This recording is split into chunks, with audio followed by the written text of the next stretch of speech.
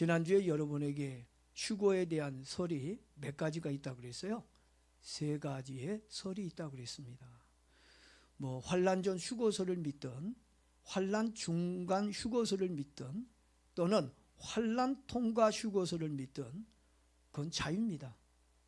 본인들의 신앙과 성경 지식에 따라서 무엇을 믿든지 그거는 자유라는 생각을 가져봅니다. 그렇지만 저의 입장에서 저는 환난 전 휴거설을 믿는다고 말씀을 드렸어요. 제가 환난 전 휴거설을 믿는다고 해서 여러분들도 굳이 꼭 이걸 믿어야 할 이유는 없어요. 내가 성경을 보니까 나는 중간 통과설을 난 그게 더 좋은 것 같다. 그렇게 생각한다면 여러분들이 그것을 믿어도 된다고 생각이 듭니다. 그런데 왜 제가 여러분들에게 왜 환난 전 휴거설을 지지하고 또 그거를 말씀을 드리냐 하면 환난 전 휴거설에 대한 성경적 배경이 있기 때문에 그 배경을 가지고 여러분들에게 좀 말씀을 드리려고 합니다. 앞으로 이 세상은 국민이 좋아하든 싫어하든 앞으로 독재 국가로 가게 될 것입니다. 자유민주주의라고 하는 국가가 결국은 독재 국가로 변하게 될 겁니다. 지금 국회에서 만들고 있는 법들을 보게 되면 국민을 위한 법 같지만 가만히 그 안을 들여다보면 겉으로는 자유를 표방하고 있지만 속으로는 국민들을 꼼짝달싹하게 하지 못하게 만드는 통제법들을 만들고 있는 것을 봅니다. 앞으로 성경에서 말하고 있는 대환란이 오게 되면 적그리스도 정부가 짐승의 표를 받게끔 할 거라고 생각이 듭니다. 이 짐승의 표를 받지 아니하는 사람들에게 아무것도 할 수 없도록 짐승의 표를 받을 수밖에 없도록 손과 발을 다 묶어버릴 거라는 생각을 해보았습니다.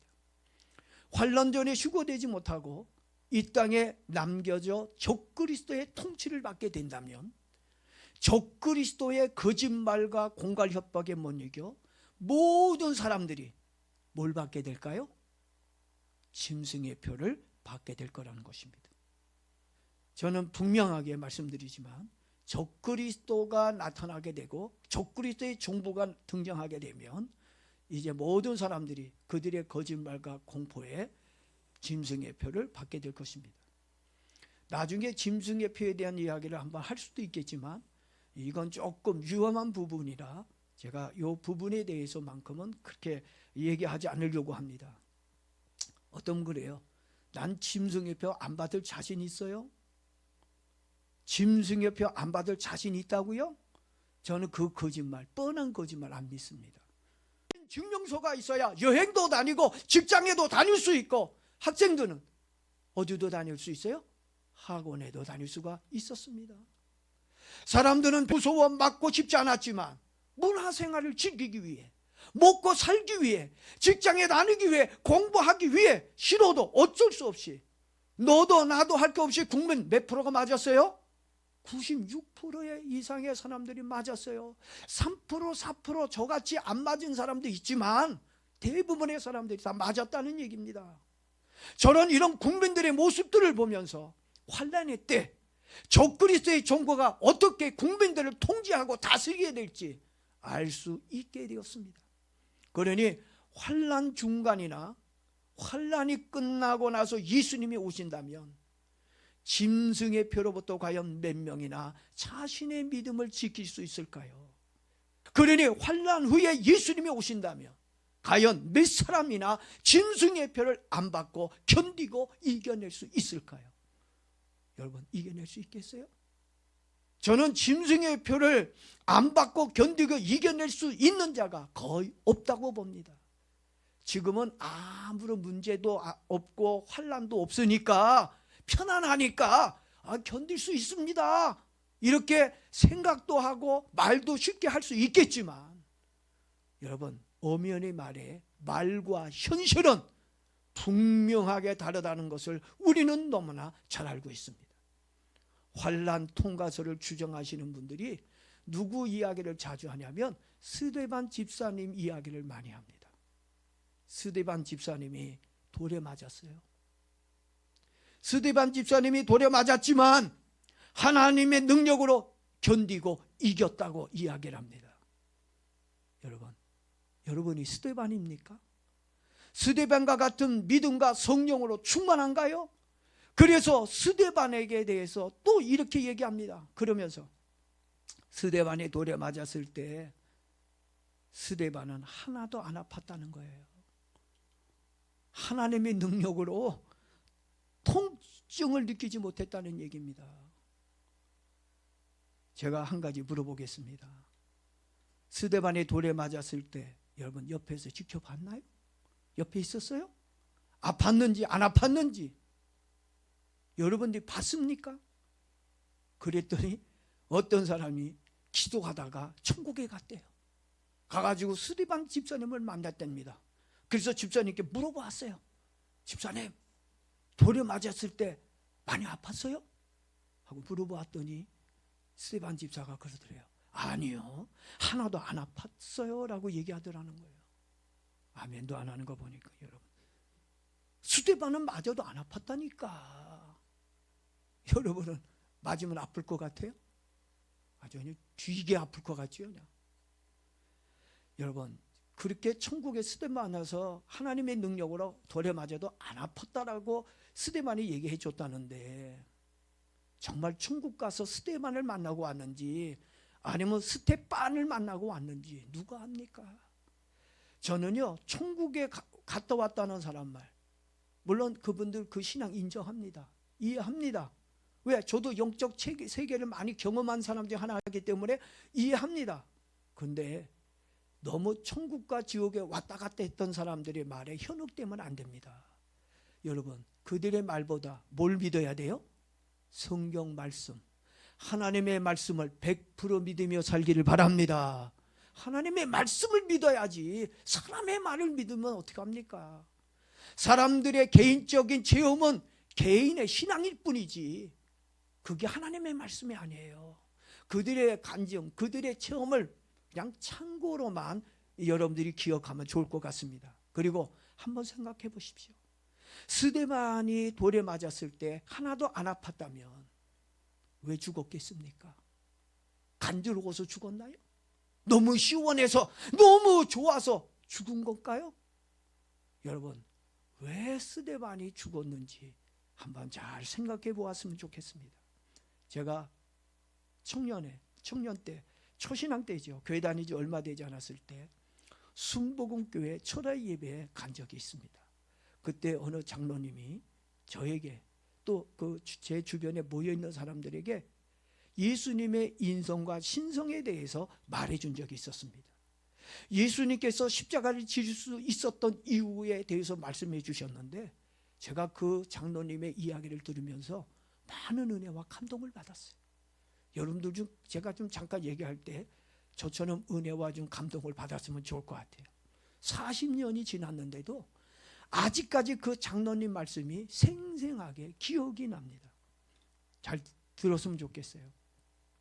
예수님께서 고통의 십자가를 지실 수 있었던 이유는 예수님은 뭐가 있어요? 신성이 있고 인성이 있어요. 신성은 하나님으로, 그래서 예수님은 하나님으로 9분간 계셨고 사람으로 1분 동안 계셨기 때문에 모든 고통을 견딜 수 있었다고 하였습니다. 아멘입니까? 아멘입니까? 여러분 그렇게 믿습니까? 저는 그 말을 들으면서 온몸에 막 소름이 돋고 전율이 오고 눈물이 날 만큼 큰 은혜와 감동을 받았습니다. 그 장로님 하신 말씀에 여러분들도 은혜가 되기를 바랍니다. 그리고 여러분, 왜 우리가 주일 낮 11시 예배 드리는지 아십니까? 여러분 모르죠? 그냥 11시에 예배 드린다 그러니까 그냥 11시에 와서 예배만 드리는 것 뿐이죠. 알아야죠. 왜 11시 예배를 드리는지. 그리고 깊은 세계에 들어간 신령한 사람들만 아는 거예요. 11시 예배를 드리는 이유 아십니까? 왜 11시에 드리는지 모를 거야. 여러분 24시간 중에 하늘문이 열리는 시간이 있어요. 이거 우리 교회에서만 듣는 거예요. 다른 교회 가면 못 들어. 24시간 중에 하늘문을 열리는 시간이 몇 시인지 아십니까? 그 시간이 오전 11시야. 오전 11시에 뭐가 열려요? 오늘 그 표정들이 왜 그래? 신령한 하늘문이 열리는 시간이 몇 시야? 오전 11시야. 그래서 오전 11시에 예배를 드리는 거야. 여러분 믿습니까? 맞아요? 여러분 지금 제 말에 속고 있는 거예요. 아니, 예수의 이름으로 모인 사람들 중에 내가 너희들 중에 함께 하리라. 24시간 다 예수 그리스도의 이름으로 모여서 하나님께 기도하고 예배하면 그 시간이 하늘문이 열리는 시간입니다. 어떤 특별한 시간에 하늘문이 열리고 닫히는 게 아니에요. 근데 저는요, 처음에 초창기에 누가 그런 얘기 해줘가지고 은혜 받았다니까, 아, 그래서 11시에 예배를 드리는구나. 성도인지도 모르고. 그 장로님이 뭐 9분은 하나님으로 1분은 사람으로 있어서 견뎠다는데, 그래서 예수님께서 십자가를 지시고 견딘 거 아닙니다. 여러분 좀 속지 마세요. 예? 좀 영적 분별력을 가지고 살기를 바랍니다. 요즘 영적 사기꾼들이 얼마나 많이 있는지 몰라요. 거짓말을 그 거짓말에 속지 않으려고 한다면 성경 좀 보세요. 예? 그리고 성경 공부도 좀 많이 했으면 좋겠습니다. 제가 스데반 이야기하다가 삼천포로 좀 빠졌는데 다시 본론으로 돌아가도록 하겠습니다. 마가복음 14장 36절 말씀해 보니까 예수님께서 십자가에 달리시기 전날 밤에 밤을 새워가며 두려움 속에서 기도하실 때 아버지 하나님께 이 잔을 내게서 옮겨달라는 기도를 드렸습니다. 예수님도 고난 앞에서 괴로워하는 인간적인 찐 모습을 보여주었습니다. 국어사전에서 환난이라는 단어가 나오는데 그 환난이라는 단어를 찾아보았습니다. 이 환난이라는 말이 어떤 의미를 가지고 있냐면 근심과 재앙을 아울러 이루는 말이라고 적혀 있었어요. 재앙이 왔는데도, 환난이 왔는데도 근심이 안 되고 고통이 없다면 그게 환난입니까? 환난이라고 하는 말은 말 그대로 고통과 근심이 있다는 것입니다. 환난이 왔을 때 스데반처럼 견딜 수 있다는 이 허세와 그 거짓말에 속으면 안 된다는 것입니다. 환난을 통과할 수 있다는 그 말 속에, 그 말에 속아서 환난을 통과해 보겠다고 한다면 물고기가 그물에 잡히듯이 사단의 덫에 걸려 짐승의 표를 받게 될 것입니다. 환난을 견딜 수 있는 성도는 그리 많지 않을 것입니다. 하나님은 더 많은 사람들이 휴거되어 어린 양 혼인잔치에 들어가기를 원하십니다. 예수님의 공중재림과 성도의 휴거는 명백한 진리입니다. 환난 전 휴거는 분명하게 문자적으로 역사적으로 일어나게 될 것입니다. 데살로니가전서 1장 10절을 또 보니까 또 죽은 자들 가운데서 다시 살리신 그의 아들이 하늘로부터 강림하심을 기다린다고 말하니 이는 장래의 노하심에서 우리를 건지시는 예수 그리스도니라. 장래의 노하심이라는 말이 나와요. 이 장래의 노하심이라는 말이 뭘까요? 뭘 의미할까요? 앞으로 다가올 대환란을 의미하고 있는 겁니다. 구약 성경을 보게 되면 하나님께서 자기 백성들을 환란으로부터 구원해 주시는 사건들이 여러 가지로 나옵니다. 그 구원의 역사들을 살펴보면 환란 전 휴거소를 믿을 수밖에 없어요.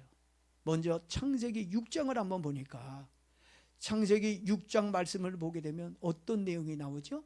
누가 나와요? 노아가 나옵니다. 노아의 8 식구가 방주를 만들었습니다. 그리고 그 가족들이 방주에 들어가고 난 후 하나님이 방주의 문을 닫고 그러고 나서 무엇을 내려요? 물을 내립니다. 비를 내립니다. 그래서 하나님이 물로 이 세상을 심판하셨습니다. 노아에게 있어 방주를 만드는 일이 힘든 고역이었습니다. 방주를 다 만들자 하나님께서는 노아의 8 식구를 어디로 대피시켜요? 방주 안으로 대피시켜줍니다. 이렇게 방주 안으로 대피시켰다는 것, 다른 말로 오늘 우리가 신약 성경에 있는 말로 뭐라고 표현할 수 있어요? 휴거됐다고 표현할 수 있는 거예요. 하나님이 노아의 8사람들을 방주로 휴거시켜 주셨습니다. 다시 말해서 방주 안으로 대피시켜 주셨다는 겁니다. 방주는 하나님의 구원을 의미하고 있습니다. 창세기 7장 1절과 4절 말씀 제가 한번 읽어보겠습니다. 여호와께서 노아에게 이르시되 노아 내 온 집은 방주로 들어가라. 이 세대에서 내가 내 앞에 의로움을 내가 보았습니다. 지금부터 7일이면 내가 40주야를 땅에 비를 내려 내가 지은 모든 생물을 지면에서 쓸어내리니라. 방주 안으로 들어가게 한 이후, 그러고 나서 하나님이 어떻게 하셨어요? 이 지면을, 온 지면을 어떻게 해요? 비로, 물로 모든 생물들 쓸어버리겠다고 말씀하신 거예요. 결국은 환난 전 뭐예요? 휴거가 있는 거예요. 반드시 하나님이 심판하기 전에 하나님의 자녀들을 보호하고 구원한다는 걸 분명하게 노아의 사건을 통해서 우리에게 보여주고 있는 겁니다. 앞으로 마지막 날 노아 때와 똑같다고 저는 그렇게 생각을 합니다. 그래서 그리스도의 신부와 자기 자녀들을 먼저 휴거시킨 뒤에 하나님은 불로 세상을 심판하실 겁니다. 또 보겠습니다. 여호수아서 6장 22절 24절을 한번 보겠습니다. 여러분, 여호수아 6장에는 또 누가 나올까요? 기생 라합이 나옵니다. 이 기생 라합이 목숨을 걸고 이스라엘의 두 정탐꾼을 숨겨준 사건이 나와요. 기생 라합의 고난은 동족을 배반하고 목숨을 걸고 두 정탐꾼을 감추어준 일이었습니다. 아마 정탐꾼 감추어준 게 탄로가 났다면 라합과 그 가족은 전부 다 어떻게 해요? 몰살을 당할 수 있었습니다. 이런 두려움과 그런 공포 속에서도 기생 라합은 이제 동족을 배반하고 두 정탐꾼을 목숨을 걸고 감춰주었어요. 그런 라합의 가족들을 구원해 주시기 위해 하나님께서는 먼저 라합의 가족과 그에게 속한 모든 것들을 진영 밖으로 끌어낸 후에 여리고성을 불로 심판하셨습니다. 진영 밖으로 끌어냈다고 하는 말은 다른 말로 뭐라고 얘기하는 거죠? 휴거시켰다는 얘기예요. 구원을 의미한다고 볼 수가 있는 겁니다. 제가 여호수아서 6장 22절을 한번 읽어보겠습니다. 여호수아가 그 땅을 정탐한 두 사람에게 이르되 그 기생의 집에 들어가서 너희가 그 여인에게 맹세한 대로 그와 그에게 속한 모든 것을 이끌어내라.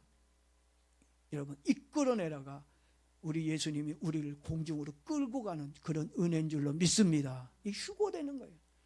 그래서 정탐한 젊은이들이 들어가서 라합과 그의 부모와 그의 형제와 그에게 속한 모든 것을 이끌어내요. 또 그의 친족도 다 이끌어내요. 이끌어내요라 무려 3번이나 나와요. 그들을 이스라엘 진영 밖에 두고 무리가 그 성과 그 가운데 있는 모든 것을 불사르고 이제 라합의 가족을 하나님이 진영 밖으로 끌고 낸 다음에 그러고 나서 뭘 행하셨다고요? 심판을 불로 심판하셨다고 말씀하고 있는 겁니다. 그래서 저는 환난 전 휴거를 믿는 거예요. 하나님 자기 백성들을 먼저 보호하고 구원하고 난 이후 이 세상을 심판할 거라고 저는 믿습니다. 그리고 환난 전 휴거를 이해할 수밖에 없는 세 번째 사건이 창세기 19장 23절 24절에 나옵니다. 23절 24절 제가 읽어보겠습니다. 롯이 소알에 들어갈 때에 해가 돋았더라. 여호와께서 하늘고 여호와께로부터 유황과 불을 소돔과 고모라에 비같이 내리사. 하나님은 롯의 가족이 소돔과 고모라를 피해 소알에 들어갔을 때 뭐가 내렸어요? 유황불이 소돔과 고모라에 내렸다는 얘기입니다. 마지막 날 예수님께서 재림의 주로 다시 오실 때도 마찬가지라고 생각을 합니다. 마지막 날 신랑 예수님께서 공중에 강림하실 때도 이와 같이 우리들을 먼저 공중으로 끌어올리신 이후에 이 세상을 불로 심판할 것입니다. 그래서 저는 구약에 일어난 구원의 역사들을 보면서 환난 전 휴거소를 믿게 되어진 겁니다. 여러분들도 환난 전에 구원해 주실 것을 믿고 감사하며 믿음으로 사는 저와 여러분 되길 주의 이름으로 축복합니다.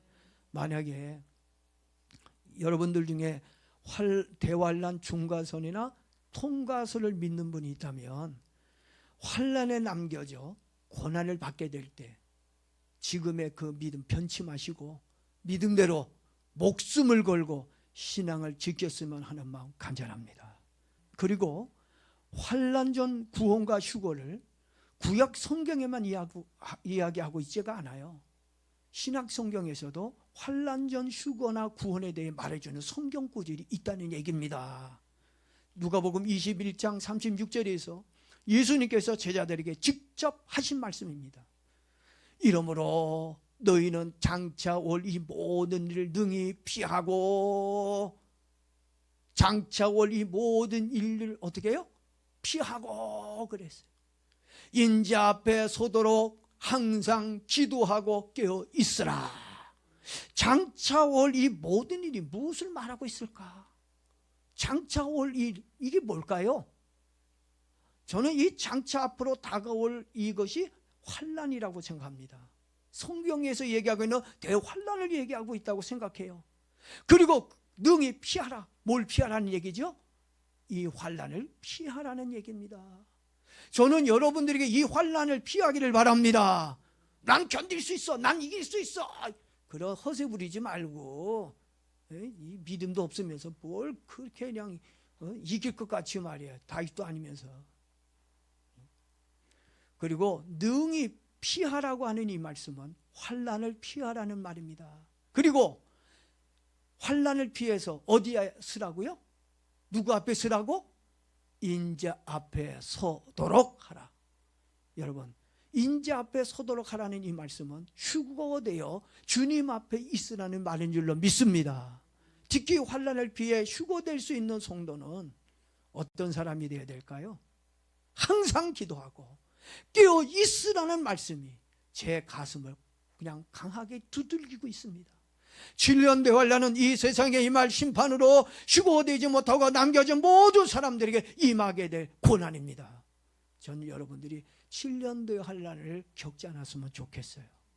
그 전에 휴거되는 은혜가 여러분에게 있기를 바랍니다.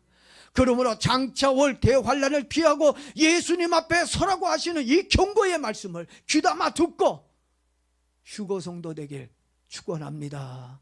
휴거 성도 되기를 바랍니다.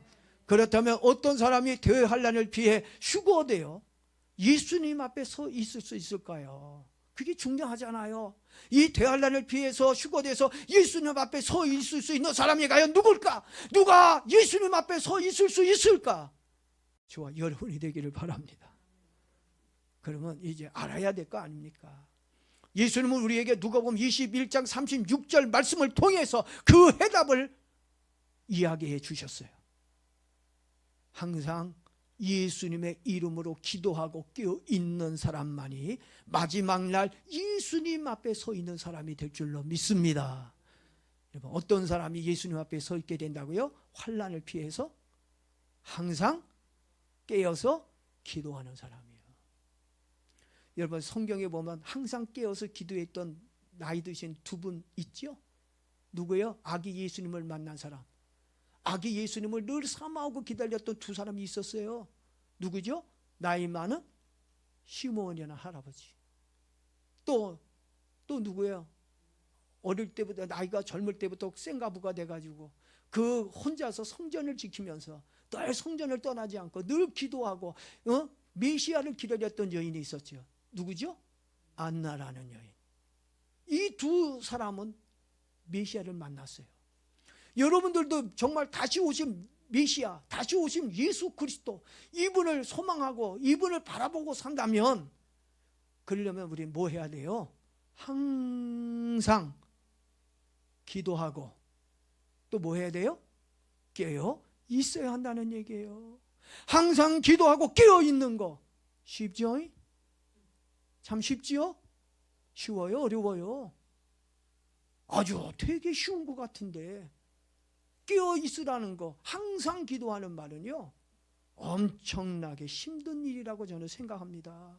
어떤 사람은 그까짓 거 항상 깨어있어 기도 아이 쉬워. 저는 엄청 어렵더라고요.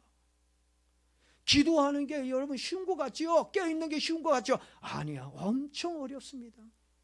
결코 쉬운 일이 아닙니다. 엄청나게 힘들고 어렵고 고통스러운 일이라는 거 여러분 알아야 합니다. 항상 기도하며 깨어 있으라는 이 말은 노아가 방주를 만들었을 때 얼마나 힘들었겠어요. 몇 년간 만들었어요?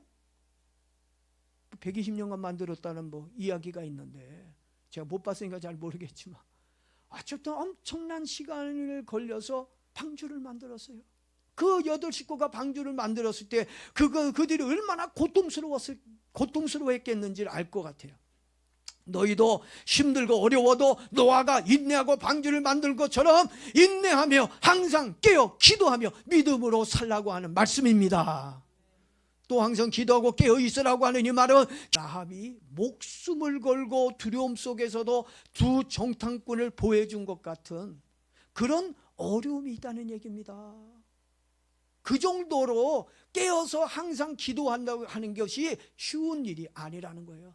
방주를 만드는 것처럼 두 정탐꾼을 보호해 주는 것 같은 그런 목숨을 걸고 있는 그런 아주 위험천만하다는 얘기예요. 그만큼 힘들다는 이야기입니다. 이제부터 이 힘들고 어려운 일이지만 우리 주님 오시는 그날까지 항상 깨어있기를 바랍니다. 예? 목숨 걸고 기도하는 저와 여러분 되어지기를 바랍니다. 어떤 사람이 휴거될 수 있다는 거예요? 항상 깨어서 기도하는 사람. 이렇게 목숨 걸고 힘들고 어려워도 인내하면서 믿음으로 산 사람에게 예수님께서는 어린 양 혼연잔치에 들어가는 그 장차 올 환난을 피해서 예수님 앞에 설 수 있는 은혜를 주신다는 얘기입니다. 이제부터 우리도 힘들고 어렵지만 예수님의 재림을 기다리며 믿음으로 사는 저와 여러분 되기를 축복합니다. 그리고 마지막으로 여러분들에게 좀 부탁을 드리고 싶은 것이 있어요. 오늘 본문 24절에 보니까 그가 또한 이루시리라. 그가 또한 뭐라고요? 이루신다고 그랬어요. 이 말씀 꼭 여러분 기억하며 살기를 바랍니다. 마태복음 5장 18절에서도 진실로 너희에게 이르노니 천지가 없어지기 전에 율법의 1.1핵이라도 결코 없어지지 아니하고 다 이루리라. 뭐가 다 이루어진다는 얘기예요? 하나님의 말씀이 다 이루어진다는 얘기입니다. 예수님의 재림에 이 사건도 이루어질 겁니다. 네? 사도행전 1장 11절에서 이르되 갈릴리 사람들 어찌하여 서서 하늘을 쳐다보느냐. 너희 가운데서 하늘로 올려오신 이 예수는 하늘로 가심을 본 그대로 어떻게 해요? 오시리라. 우리 예수님 오십니다. 안 올 것 같지요? 옵니다. 네? 누가복음 21장 32절 33절에서도 내가 진실로 너희에게 말하노니 이 세대가 지나가기 전에 모든 일이 다 이루어지리라. 천지는 없어지겠으나 내 말은 없어지지 아니하리라. 아주 예수님이 분명하게 말했어요. 세상은 없어져도 내 말은 없어지지 않을 것이다. 내 말은 결코 다 이루어질 거라고 주님은 말씀하셨습니다. 이 재림도 분명하게 다 이루어질 거라고 믿습니다. 예수님의 재림을 문자적으로 역사적으로 보지 않고 영적으로 보거나 상징적인 것으로 보는 사람들이 있습니다. 그런 사람들은 절대 예수님 재림 안 기다립니다. 영적인데 상징적인데 문자적이고 역사적이라면 기다리지만 상징적인데 왜 기다려? 영적인데 뭘 기다려? 그래서 지금 안 기다려요. 지금 천년 왕국 시대가 됐다라고 얘기하는 사람이 있어요. 예수님 이미 휴거돼서 왔다고 얘기하는 그런 신학자들이 있습니다. 안 믿습니다. 그런 예수님 재림한다면 코웃음 쳐요. 영적인 거라고 웃어요. 역사적으로 믿는 사람들에게 잘못됐다고 얘기합니다. 지네가 잘못돼 놓고 거기에 속아가지고 멋진 신학자들이 나와서 아주 매끄럽게 말하고 또 이런 대형교회 목사들이 아주 멋들어지게 아주 그냥 좋은 말을 써가면서 얘기하면 다들 속는다니까. 절대로 여러분 이건 역사적인 겁니다. 예수 재림은 역사적이고 문자적이고 반드시 일어날 하나님의 귀한 사건인 줄로 믿습니다. 여러분들이 거기에 속으면 안 돼. 깨어 있으라고 그랬잖아요. 예수님이요. 다 이루어온다고 말씀하고 있습니다. 여러분들 이걸 역사적으로 보지 않고 영적으로 상징적으로 보고 예수님의 재림을 기다리지 않고 산다면, 땅의 것만을 바라보고 산다면 나중에 땅을 치고 후회하게 될 것입니다. 하나님은요, 자신이 한 말에 대한 책임을 분명하게 지시는 분이에요. 우리들이 깨어 주님을 기다리며 믿음으로 산다면 재림 예수님께서 환난 전에 오셔서 우리들을 휴거시켜 어린 양의 혼인잔치에 들어갈 수 있는 은혜를 주실 것입니다. 오늘 이 말씀을 들은 모든 분들에게 휴거가 되는 은혜가 있길, 그래서 천국에서 만날 수 있는, 어린 양 혼인잔치에서 만날 수 있는 은혜가 있길 주 이름으로 축복합니다.